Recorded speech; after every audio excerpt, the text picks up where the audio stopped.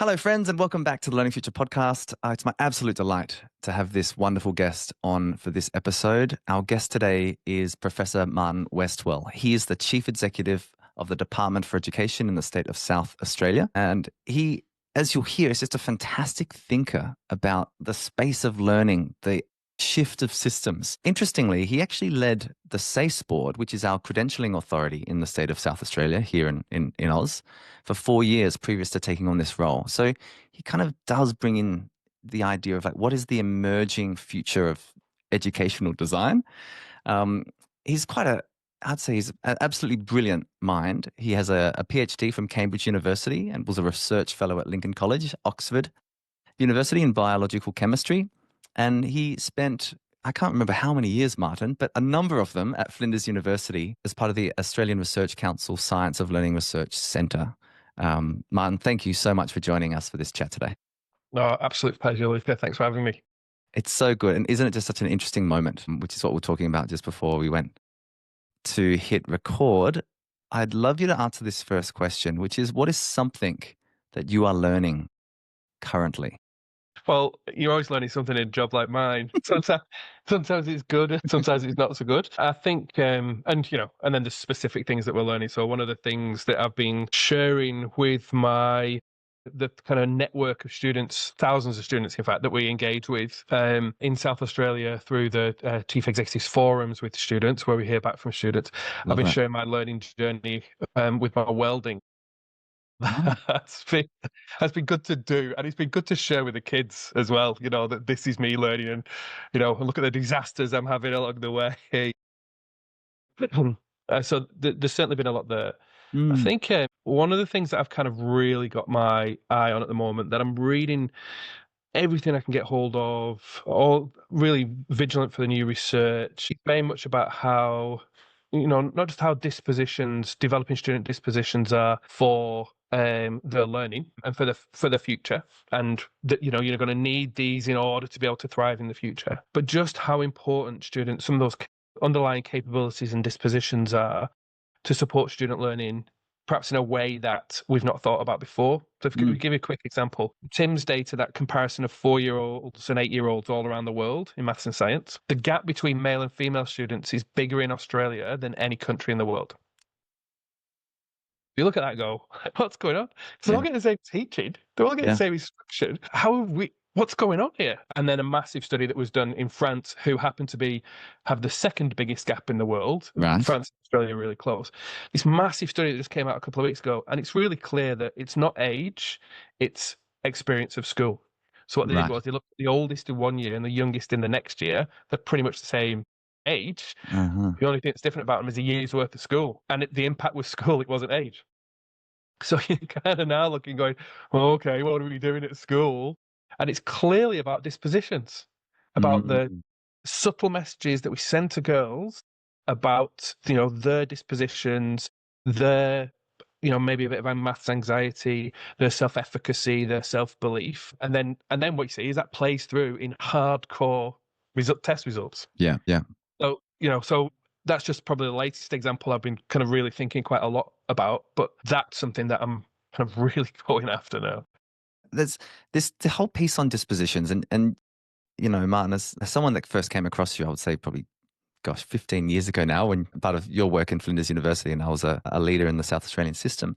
It's kind of this conversation that we've heard for quite some time, which is this piece around, it's not just content, it's skill and disposition. Where do you see the landscape currently? Because you have these kind of studies coming out that really are reinforcing how important self-concept is, or the expectation effect. And so often I think we miss it early on, and then we try to correct it later in some way through engagement programs into tertiary or whatever the case might be. Like, what do you see that kind of the mix of the content, skill, disposition, even metacognition, meta-learning piece, or the the motivation science piece, which is, again, something I'm fascinated by still to this day. Yeah, look, I think, like you say, lots of the work that's coming out of the OECD, lots of places is showing us that this is important. But I think what used to happen, like you say, we talked about this for a long time. What used to happen was we'd see it as being an add-on. let's get the stuff, the knowledge-rich curriculum, the specific skills, let's get that right. And if there's time for this other stuff, great. That's what we used to kind of think. I think now what we're seeing is, like this research that we were just talking about, showing us that it's not an either or. There are multiple ways in which you can support kind of hardcore academic success through narrow tests like TIMSS. There's ways you can support that go beyond just kind of what we might consider to be quality instruction. Develop, there are ways of developing kids so that they can be more successful. But I also think that, probably our thinking about, the future has changed because of AI. So, once you start to feel the impact of AI, you start to really think differently about the future. And so, what was perhaps rhetoric when we were talking maybe 5 years ago about AI and how it was going to change the world, feels like reality now. So those words from Andreas Schleicher from the OECD that I often quote about if we carry on doing what we're doing, we will be developing second-class robots because the robots will be first-class robots. And we have to be developing first-class humans if they are going to thrive and prosper in the future. That really kind of resonates strongly. And so these dispositions connected with knowledge and the knowledge-rich curriculum become important for the future of our kids. And I do worry that sometimes, we've got this funny thing going on in Australia where we've almost fallen into camps around you're either doing explicit instruction or you're not. And that explicit instruction at its worst, at its worst, it's kind of doing the past a bit better. Let's do this, let's do more of it, let's do this thing better. But it's what we were doing in the past, and it's kind of incremental change. It's faster horses. Yeah.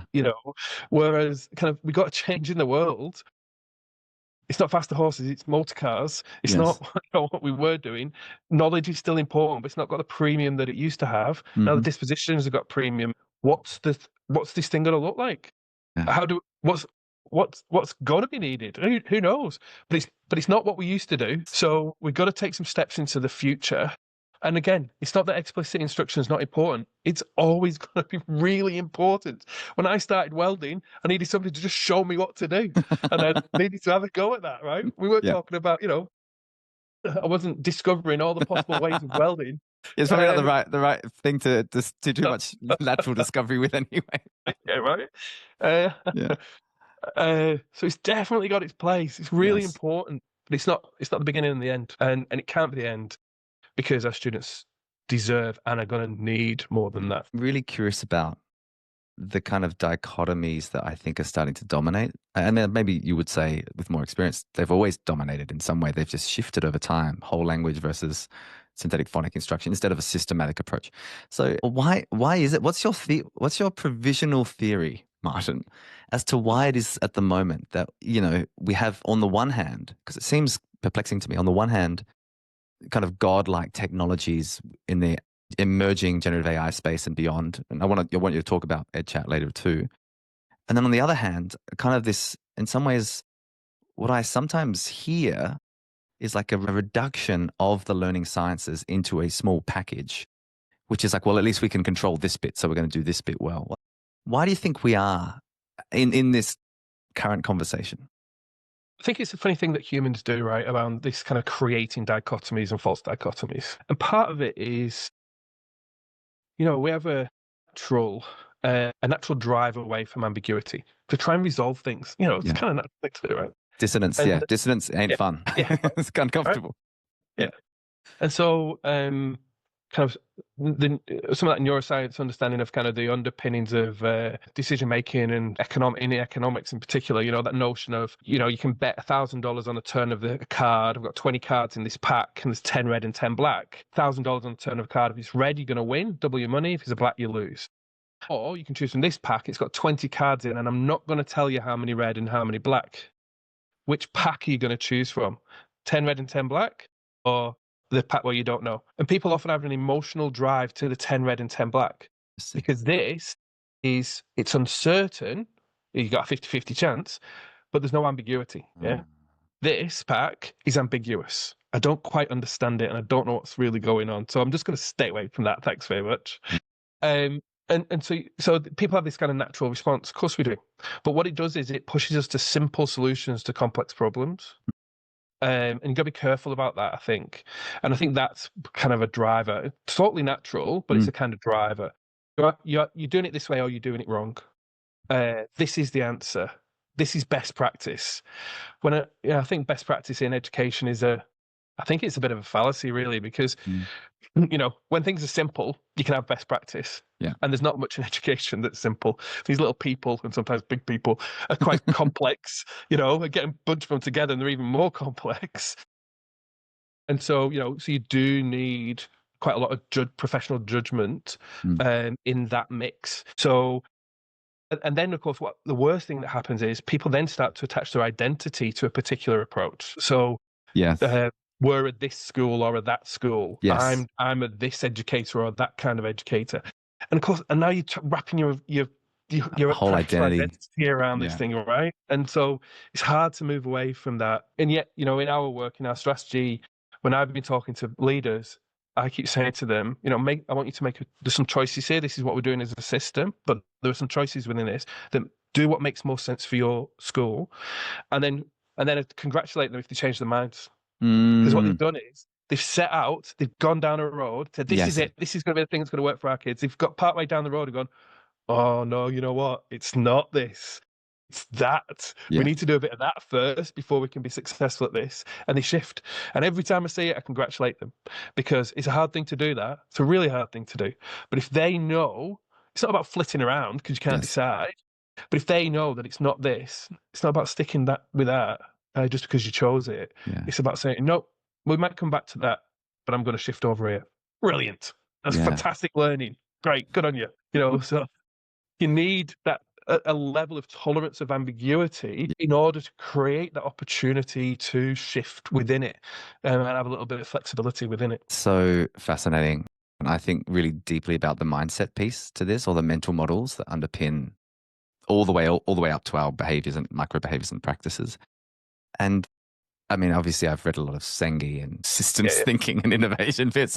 Or Theory U, when we had, Katrin on here on this podcast, actually, who is the managing director of the center there at MIT. And it just really is this, how do you hold lightly, but still be, it's the whole passion tightly, idea lightly. And, just how punished I think we can be when we do change our mind. Just think about the headline: flip-flop, U-turn, backflip. It's always, there's a wonderful quote. I don't know who said it, but it's, well, what do you do when you get new information? I was like, well, I don't know. So what I do is I change my mind. What do you do, sir? It's this beautiful, it's like, and I don't know if you call it an adaptive piece, but this idea of being a purpose-driven, data-informed system is something that I've heard you speak to a lot. So I would like you to talk us through the strategy, and give us a bit of context as well about the scale that we're talking about here. You're running a system, tens of thousands of employees, many, many young people. What are you seeing as that make good choices mantra? I think is powerful and an enabler. Where are you hoping to navigate, I guess might be the right verb. So what we did was we set out and we said kind of, what are we doing? Why are we doing this thing? And so we started by talking to the kids in our system. So thousands of kids, lots of metro. We went out to country, remote, out to the AP well, and sat down with the kids out there and talked to them shared with them some of the data about the system that wasn't, some of the things that were good and some things that weren't so great. What do you notice? What could we be doing better? What do you want from school? We talked with industry, we talked with parents, teachers, universities. So just kind of, the funny thing was how consistent it was. Right. So we asked our employers, what's the most important thing that education can do, that public education can do to support young people for successful employment? 30% of them, but just under a third, said it's foundational skills, literacy and numeracy.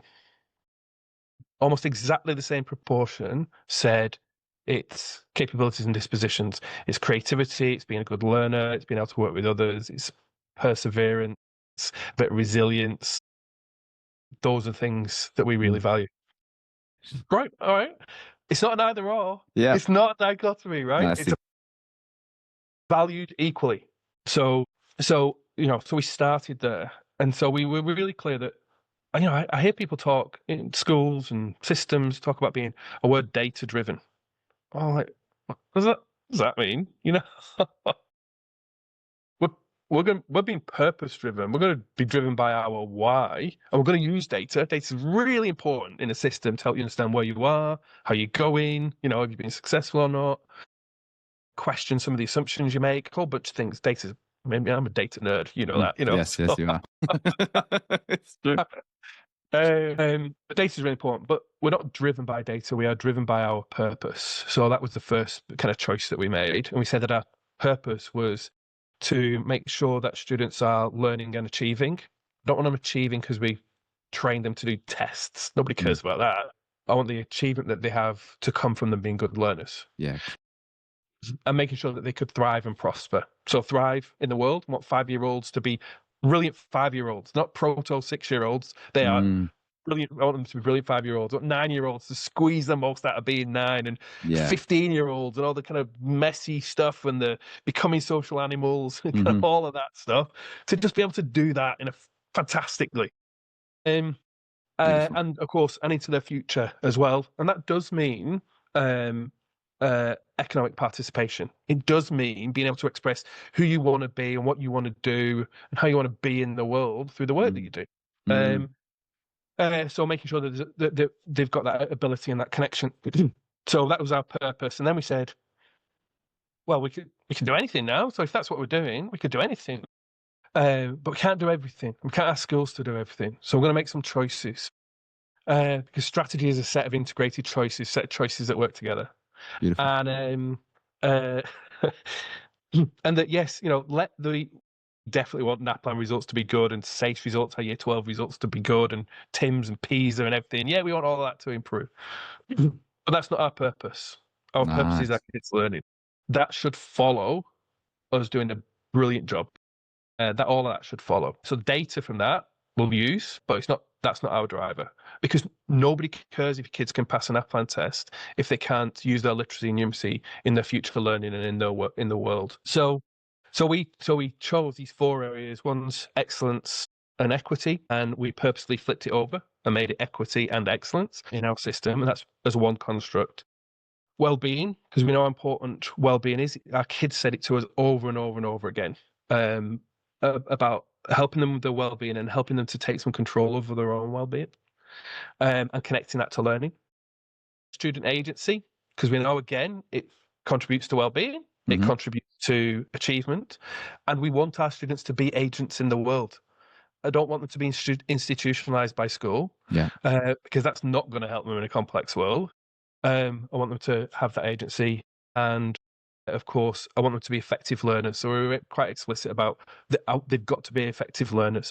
We can't get away with achievement, like I said before, because we've trained them to do it, because we've done 20 drafts of the SACE assignments, because because we're just playing the game.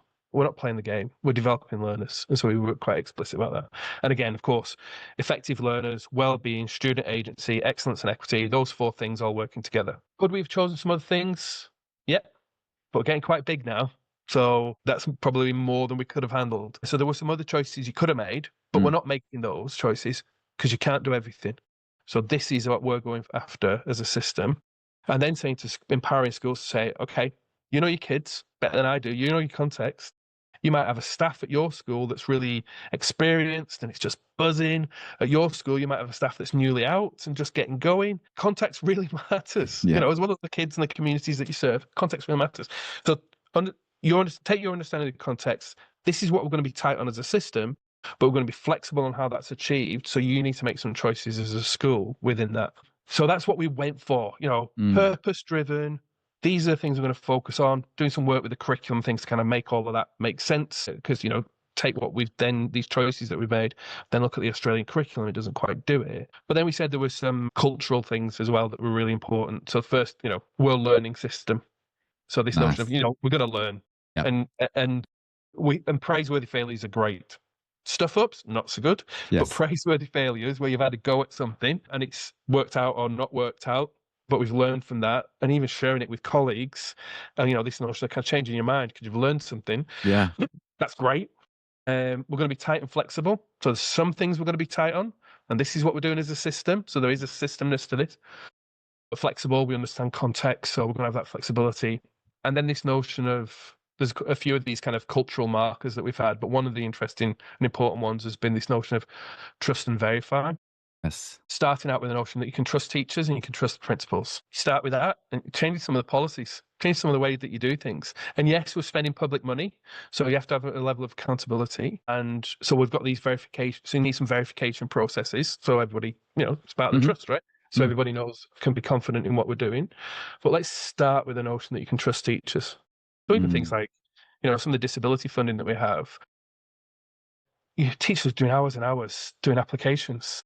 So for some of the, some kids need a lot of support, so there's more money, and some kids need a bit of support, so there's not. So in those lower level supports that are needed, we just said, if you're applying for it, we trust you, we'll give you the money. I'd rather you not spend hours and hours doing these applications, and so I'm going to trust you, I'm going to give you the money. And then we've got these verification processes. And again, what you're trying to do is drive a culture, within the organization. If we trust each other and we're set out to be learners, and we're tight on our principles but flexible on how they're achieved, you can start to see how all these things kind of work together for a system that really starts to buzz, a system that really starts to drive itself forward. It's just, every time I hear you speak about this, Martin, I get quite excited as an educator. I'm just like, because you just talk to any teacher, and the things that most upset them really are the pieces around the lack of trust or the lack of professional agency. Conversely, the lack of direction sometimes, I don't know what, so it's this idea of the tight and flexible. I've heard you say many times, it's fantastic. Trust and verify. I first heard from Charlie Munger at Berkshire Hathaway, which is a fantastic cultural driver, and the learning system. And I guess the thing that I'm really curious about, and I want you to take us on this journey a little bit more, is this shift from achiever to explorer. Or, I mean, I'm using Rebecca Winthrop and Jenny Anderson's language out of their book here. But, whatever the shift beyond the achievement piece, because it still seems to kind of be stifling so much of that professional agency in schools. And a quick story, I did a keynote at the Holt Summit in Canberra, a couple of months ago. And it was a great event. These are our certified national pedagogues, fantastic educators, been doing this a long time. And one of them came up to me and said, "Look, thank you so much, but I have to tell you, my heart is breaking because of what I'm being told I must do." And, this is a certified leader of a school that's a lead teacher, one of Australia's best teachers. And so there's just something around the disconnection there between the agency, the understanding, expertise that we're missing. Take us on a bit of this journey, because people still think, and parents to go, well, I'm going to choose a school that's about academic achievement. And it's like, it's the holding onto the old paradigm, as Keynes would say. That's kind of the issue, is not letting go of the old ideas rather than the embracing of the new ones. That's the issue. So can you make the case for that? Yeah, look, I think there's a couple of things. I want academic success for my students, right? Yeah. For all of them, right? So I'm not putting that down. You talked about before, I was lucky enough to do my degree and PhD at Cambridge University and then go on to Oxford. And that changed my life. I went to a primary school where 95% of the kids were from social housing. It was council estate across the road from the school. Education changed my life, right? Academic achievement changed my life, right? So I am all for that. But that was 40 years ago, mate. The world's changed a bit since then. So it's just not. It's no longer sufficient. Still important, but it's no longer sufficient. So, and the way in which we do it. So Ken Robinson, famously said, if you step back and look at the education system objectively, it looks like its purpose is to produce professors, and it worked for me. Thanks very much. But for most people, that it's not going to work. At some point, you get filtered out. Yeah. Right. It just stops working for you. It doesn't send you off on another pathway. That old model just stops working for you and spits you out at some point. That's can't do that anymore. And even for the students who are high academic performers, they need more than just that academic knowledge and skills to be able to be effective in the world.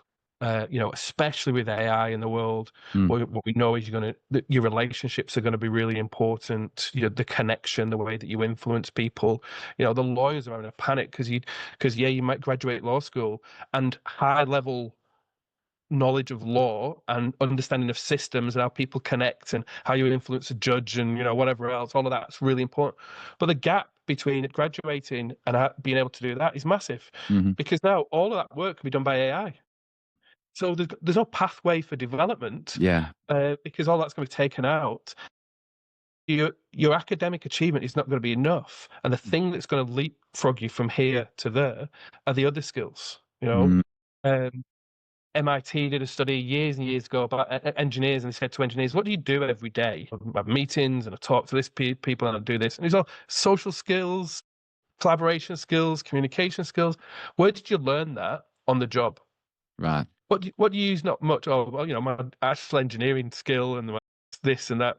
I don't use that very often, but when I do, it's really necessary. Where did you learn that? I learned that at university.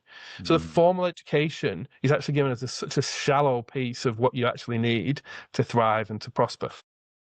So we've got to make some choices now. We've got to shift and think about what we're doing. And so, and it's going to be different for different kids, and that's hard for systems.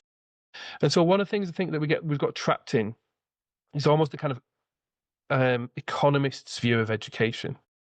It's this kind of unit that you can scale and give it to everyone, and that's successful, right? It's quite a cheap way of doing things. All we have to do is just strive to do this. And so when people talk about taking the workload off teachers by giving them a lesson to teach, I think, what? That's their job? Let's take everything else off teachers and make them think about that thing, because that's the thing that you got to have the people skills. You got to know your kids. You got to know it's Monday morning or Friday afternoon. It's going to be different. It's windy outside, so kick it off. Totally. You got to bring all of that to bear. The economist's view of education doesn't do that, and so this thing about reducing the workload on teacher, reducing the workload on kids, like the thinking on kids. So, I think Sweller's cognitive load theory is kind of interesting. It's got something to it. I actually think that the research has moved way in the learning sciences, moved way beyond that now, but still, it's got something to offer.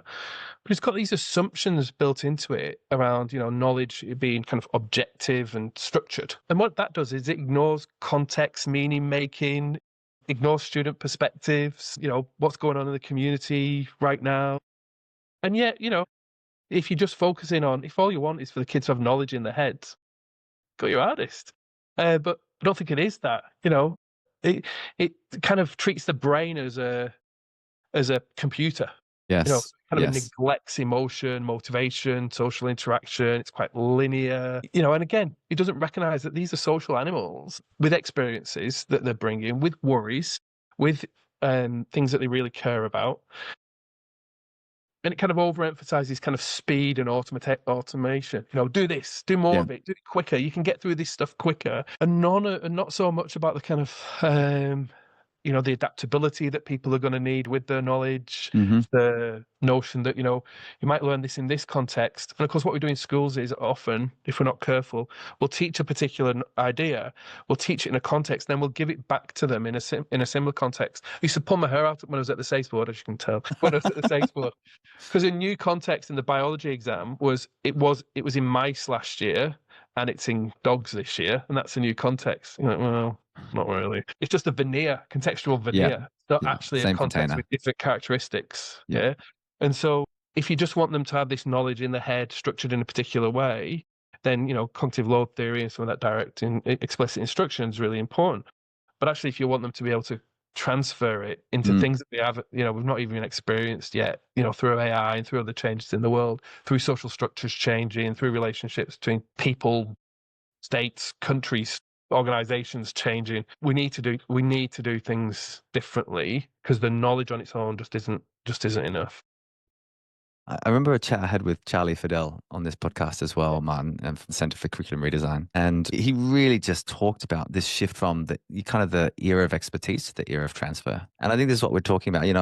The old saying, it was Tony Wagner, I first heard it from. It's not what you know, it's what you do with what you know, Yeah. Right? And I always add another layer to that, which is it's who you are becoming as you do things with what you know.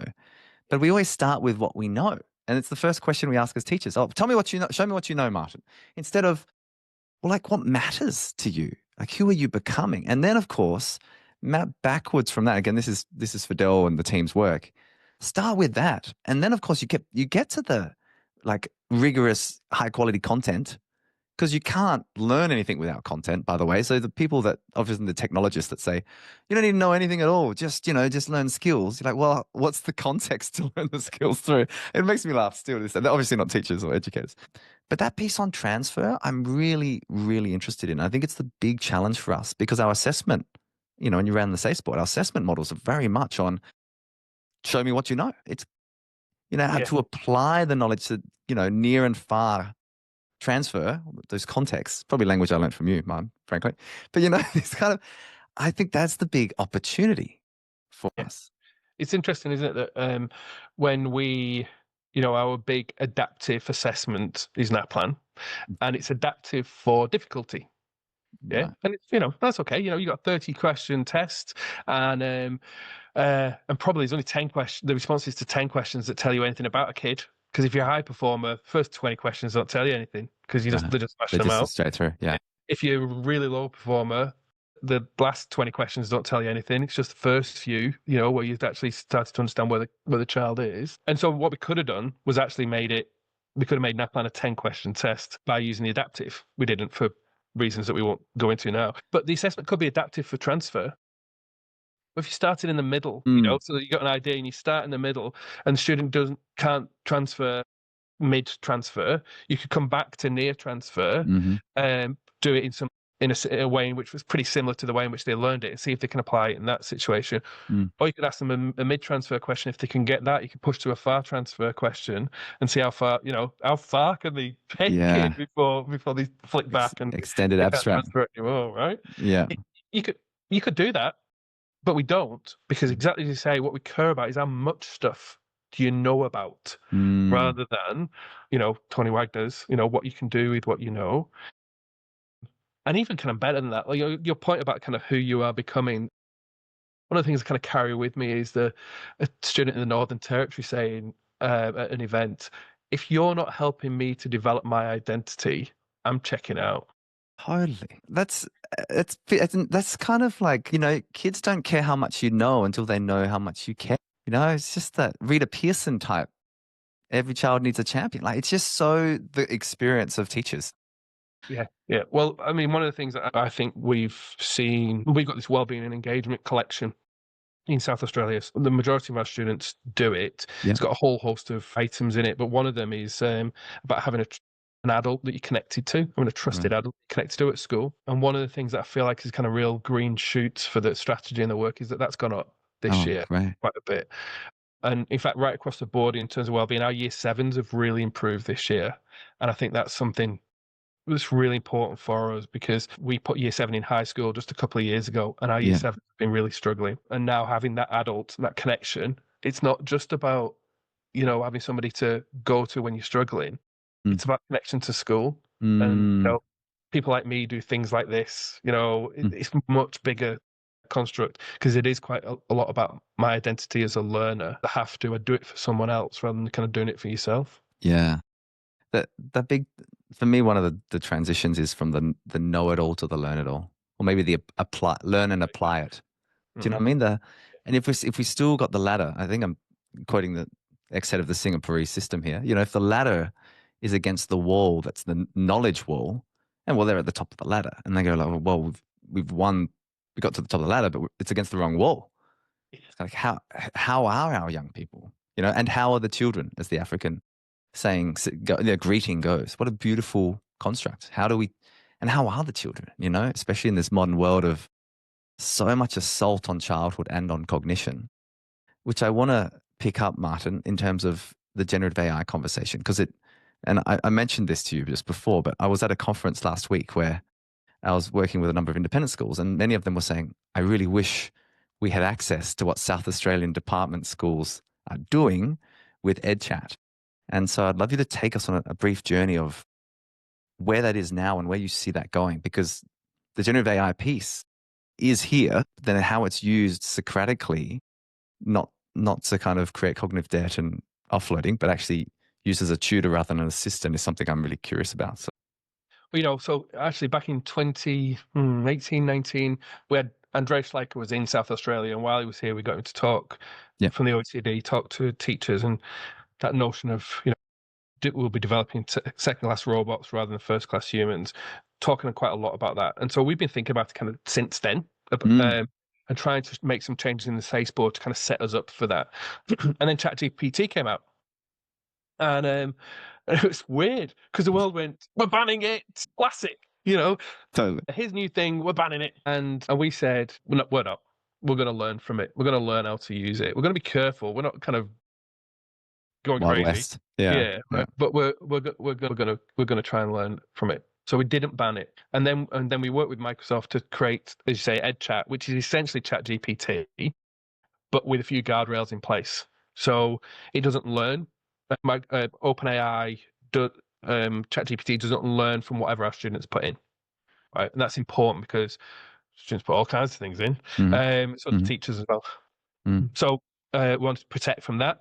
We thought that was important for our social license to operate. And then we put some guardrails, some of the responses that you would get in EdChat, you wouldn't get in ChatGPT, just because, we're talking about young people here. So we put some guardrails in place. Yeah. And with the education department, we don't want to be telling the kids some of the things that ChatGPT might, but, so making it a safe space to be. And then we just put it in the hands of 4,000 students and some teachers, and just put it in the space in between teachers and students in school. Said, what do you think of this? And we could have gone out with, tighten it, screw it down, just let a chink of light through, and this is where we're operating, everyone, just in this little space. But we're a learning system. Yes. That's a compliance system. It's not a learning system. So we said, okay, well, we're going to learn from this, and it's been fantastic. So we, so students were telling us things like, usual stuff that you're familiar with, but things like, when the teachers in class and I get stuck, I used to put my hand up and have to wait ages for them to come round. Now I just ask EdChat, get on with my work, and then when the teacher comes around, I just check in with them. But it enables the momentum of my work in the class to go faster. Teachers telling us about, a new arrival, doesn't speak English, autistic kid, and then the teacher asking EdChat, say, right, so how would I frame this question with this piece of work that we're doing in class, and now translate it into their language? And this kid's face lights up because now they're sense of belonging, they're connected, they're doing what everybody else is doing. They're autistic, but they've got a way in. Yes. Brilliant. What we found is that 95% more of the prompts are curriculum based. They're not using it for crazy stuff, and even when they're at home, it's curriculum based stuff. Isn't that interesting? Yeah. So we've done lots of learning. Even things like the student, again, new arrival student, year 12 female student, and she's used EdChat. She's developed an app within EdChat to help other students, new arrivals, to understand whether what they're experiencing at home is domestic violence or not. Because they don't want to talk about it. They don't want a conversation. But here's the thing: it's contained, it's isolated. You can talk to this, and just like amazing use cases that we just wouldn't have seen before. So we've just rolled it out to all of our site-based staff. So every single teacher, SSO, anybody working in the school, everybody's got it. And we're working towards rolling it out for all secondary students as well. And just furiously learning more and more. There's so much to learn. Yeah. That's just been fantastic for us. And in fact, I was at our, the business managers in schools. They have an association and a conference. When I was at the conference today, and the theme of the conference is the use of AI for business managers. And they're stepping in. Kind of really interesting things. So we're just learning so much, and there have been a few missteps, but not really, nothing significant. That it's way more positive. Yeah. And people are using it really, I think, really ethically, because you don't know what students and teachers are doing outside of EdChat. They're using ChatGPT, Gemini, all kinds of different AI tools. Who knows what they're doing with those? But that's kind of the point. Yes. Right, let's create a safe space. Yes. Create value within the system. So we've got a curriculum chat app where people can help us with planning and thinking. So you can say things like, I've got year 6 science lesson, I'm teaching this thing, and I've got these kinds of kids in my class. What would you suggest? But I'm really focusing on the creativity or the resilience or whatever. How would I modify the class to kind of do this? And it's not copy and paste, but it is helping people to kind of think about what they would do. So again, trying to reduce just a very heavy load of all the things you've got to think about, but not totally offloading to Yes. the AI, and trying to get that balance right. And so, we're moving ahead, and I think we're seeing so much value in it. But I would say, some people say, well, the kid's not using it for cheating. Well, that's an interesting kind of question, Mm. but AI exists in the world, Exactly. right? So, what is cheating? I use AI all the time, but AI exists in the world. So what even is cheating? So Yeah. clearly there's some knowledge that you want students to have, and I don't want them just kind of regurgitate, using AI to copy and paste. But I think we have to think quite differently about, what as we started talking about before, what we're teaching, what the point of this thing is, what Yeah. do our kids need? And I think assessment is probably, our current forms of assessment are probably going to be really challenged. It's not about cheating, it's about asking different questions, it's about doing assessment differently. We Yeah. talked about non-Googleable questions for a while. I remember that era. So, Yeah, that was a what does that look like with the non-Google? I mean, what is a non-chat GPTable question, mm, I think we're going to really need to think about assessment in really quite different ways. And I yeah. think that some of the work around the country, Sandra Milligan's work at Melbourne University, New Metrics work, some of the interesting things around assessment, I think they're starting to show us that there is a different way of doing this thing. Yeah. It is so fascinating, this moment that we find ourselves in. I've reflected for a long time that what we call cheating in schools and universities, we call resourcefulness, Yeah. usually, in the world of private enterprise or industry in any sense. It is just so interesting, and I think the conflict between those mental models, man, is becoming more obvious. Yeah. You go into industry. I think one of the great strengths of education is that the people that work in education are so often passionate about it, and they do it with everything they've got. One of the downsides is that often there's little awareness of what's happening outside of the school gate because you're so focused on the young people in front of you. And that tension, I think, some of the conversations you see around industry and the way that they are thinking about workforce development, your example around, paralegals and entry level legal positions is, I think, really challenging one for the legal profession right now also, right? And many others. What happens when those entry level jobs aren't available? How do you get, this big human capital kind of questions to be answered, I think, on all of that. Look, I think that's right. And I think, even things like, exams and tests have got this kind of mythical stature in education that they just don't have anywhere else. Yes. So nobody gets a job because of a test, right? Well, almost nobody. Yeah. You get a job because of your reputation, because of Yes. your past behaviors, because you've shown that you can do this thing. And, Guy Claxton talks a lot about has talked about the difference between kind of learning mode and performance mode, and others have done it as well. These kind of two modes that you can be in. And Yeah. in fact, I think it's in lots of our kind of different ways of thinking. And exactly as you say, if we're asking people to perform in a test, then cheating in a test actually is a valid but Yeah. not approved way of performing, right? Yeah. But if you're in learning mode, what is cheating? Cheating I mean, doesn't make sense at doesn't all. make any sense at all. No. Process. Yeah. Yeah, so it's about keeping students in kind of learning mode. Yeah, you got to be able to perform, Yeah. but not in the contrived way, in a real way. Come back to the transfer, right? You got to be able to Yes. do it in a way that's really meaningful. And we're just doing some work now in terms of some pedagogy, some assessment, some using Ron Berger's idea about expeditionary learning, Mm. so that the output is really meaningful and not just Mm. for a test or for the teacher or just for the student, but actually meaningful in the world. Yeah. And it's amazing how transformative it is. That when you insert authenticity back into that process, I think it's like there's a magic to it. There's a real and in some ways, the schools are places where young people go to watch adults work really hard. I think I've heard that from Dylan William. I'm sure someone else said it.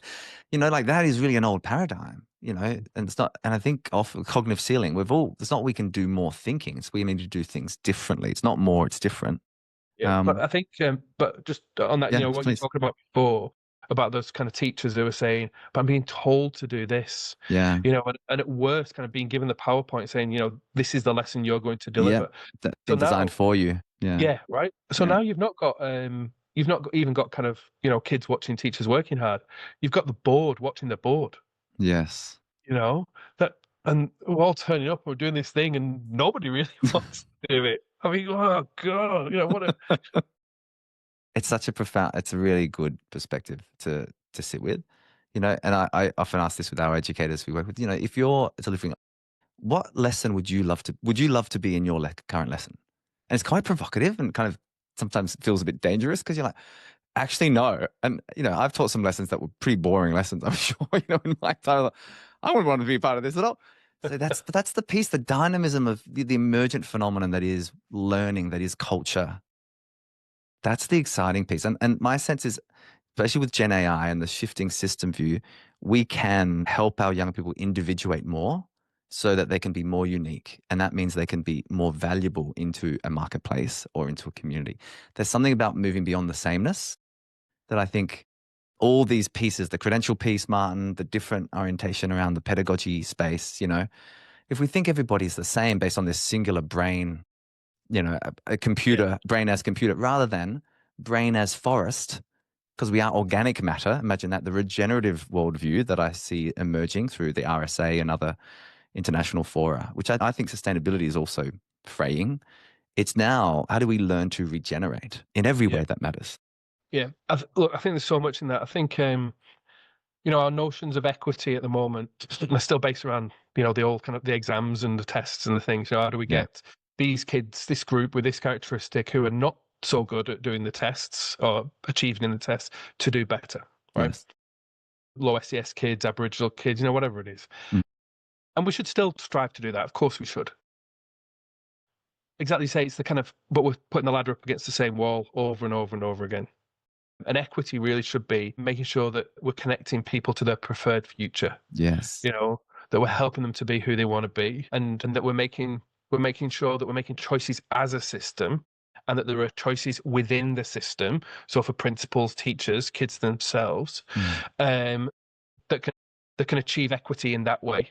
Yeah. Everybody being successful, but in a broader way of success. Even simple things like, in South Australia, if you do a semester's worth of electric technology, so the training to be an electrician, if you do a semester's worth of that at year 12 or semester's worth of physics, in the certificate, it's worth exactly the same thing, right? These are equally valued. We're trying to get to that equity. And people say, yeah, but isn't one easier than the other? Well, maybe it is. Maybe you could even say it is objectively. But if you want to be a physicist, the physics is really important. But if you want to be an electrician, physics is important, but you're going to get that through your training. The training is the thing that's important for your preferred future. Yeah. So the value is actually to the individual and less kind of objectively to the system. So I think there's something in that. And teachers worry that then what we're asking them to do is to create kind of individual lessons. So the differentiation goes down to the individual. And I don't think it is that. I think the individual can develop and emerge, but what we are asking people to do is to make sure that the learning is being taken personally, that it is meaning. Students might make slightly different meaning and put different weight on the learning because of their preferred future, but they've got to take it personally. And that's, I think, where some of the dispositions, the well-being, the agency all comes in, because students now take this knowledge personally, connect it to their internal schema of kind of who they are and who they want to be. And now this thing, it's got, you think about this thing, it's setting off all kinds of connections in your brain, rather than that kind of, cognitive load theory, where this information is only connected to that, the next bit of information, the next bit of information, the next bit of information. So that notion of kind of equity being broader sense of success, and that then within that students are taking their learning personally. Yes. Those are some of the challenges for us as we move forward. That's beautiful, Martin. Gosh, the ranking to matching is one of those pieces, but this learning as an act of self-transformation, right? Just to get too, to put it too broad, like massively, but that's what learning should be, is it not? It's kind of the life force of a human being. I've got two final questions, and the first is brief. You've used this wonderful phrase that I love, the preferred future. So, I hope you and I have a conversation. We'll have many conversations before then, but in 5 years, Martin, if we're having a chat and you talk about the preferred future for South Australia, what is the frame that you would kind of offer at this point in time? Yeah. So I think there's some things that we could look back on, project ourselves 10 years forward and look back and say, so what are some of the things that if we didn't get hold of them now, people would say, what were you doing? Did you not see it coming? Yeah. Climate change, threats to democracy, how AIs will transform the world. And I am particularly interested and worried about what is currently expressing itself as increased misogynism and misogynistic behavior in young men. And I think that's quite a complex area and one we're not got time to delve into. I do worry about the kind of purposelessness that perhaps lots of young men feel that might be leading to that. So some of those things we would get hold of. We'd have a thriving democracy. We'll be purposefully, intentionally, and hopefully doing things around climate change. Our society would be functioning. We would be interacting with people in much healthier ways than perhaps we are at the moment. I'm including that kind of social media as well as some. Yeah. So I think, and those are all fixing things that are, not going so well. If I take this notion of kind of learning and thriving as our purpose in education, kind of, preferred future is that, people learning and thriving, and I think our relationships are a part of that. I think economically we're talking about people who can adapt. We keep doing this thing, we've got steelworks in Whyalla in South Australia and, it's on again, off again, on again, off again, back on again. But what we've done is we've kind of trapped these people with particular skills. So they've not got skills that are adaptable. Clearly, one of the things we need is people to have adaptable skills. But something happens, something changes, and you shift, and you're able to make the most of that opportunity. Because we've had generation after generation of we're doing this industry. Oh no, we're not. We've got these new industries, and there will be new jobs, but there's not new jobs for those people who are in the old industry. It's for a different set of people. So we've got to make sure that our economy is for everyone. And everyone is able to make the most of our economy. And so that kind of works both ways. And the same for our society. So it very much is kind of learning, thriving, connected to each other. You hope for less racism, more connectedness, and that's not about getting rid of our diversity. That's about improving our inclusion. So, a whole set of things there around, learning and thriving for all of us. Beautiful. Last question, Martin. Gosh, what a wonderful conversation with you. It always is. What's your take-home message for someone that's taken the time, whoever they might be, their work in education, innovation, etc., to listen to this conversation? Well, I think the focus for us has got to be about holding on to purpose. If you lose your purpose, that kind of data driven stuff. If you lose your purpose, you're lost. You can't connect back to anything else. So I think it is, it's about purpose. It's about the choices that we make then from that purpose. So whether you're an educator, a parent, a student, a member of society in all kinds of different ways, making sure that your choices do reflect your purpose and what you're going after. I mean, I see that as a really important part of what it is to have integrity. Integrity is not being corrupt. Integrity is, holding on to your principles, holding on to that purpose. And I accept that in education systems and in systems around the world, there are things that are pushing people away from that. It's not a trivial thing to say. It can be quite difficult. And I would say, we're just kind of reflecting on that question of the preferred future. Let's all help each other to stop and think. I think that's, future where we're better at that, where we're not pushed around by our emotions, where we're not reacting to everything, but we're able to just stop, take stock, think, and make good choices. That doesn't just happen. That because we help each other to do that, whether as educators with our students, but in our interactions with each other in our work and in our lives. For me, I try and carry that with me, and I think it's helping. You do carry that with you, Martin. I often say executive function for the win, and it really is. It's what's this all for? It's to do it together. Thank you so much for being with us, Martin, and for the continued leadership, especially as one of the best learners that I know. You can't run a learning system unless you yourself model what it means to be a learner. And I think you just do that so beautifully. Thank you. Thank you very much for having me on.